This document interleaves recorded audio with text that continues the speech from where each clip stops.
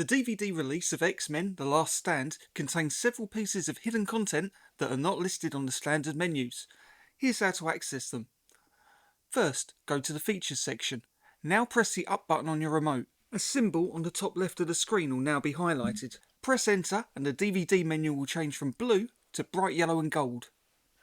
From here, select Deleted Scenes and navigate to page 3. Now press the up button on your remote. This will highlight a small X symbol on the screen. Press enter. This unlocks a hidden promotional clip created during the marketing campaign for X-Men. Finally, there is a bonus scene hidden within the scene selection menu. Go to Scene Selection and choose the option for scenes 10 to 12. Now highlight 12 and press right on your remote control. This will highlight another X. Now press enter.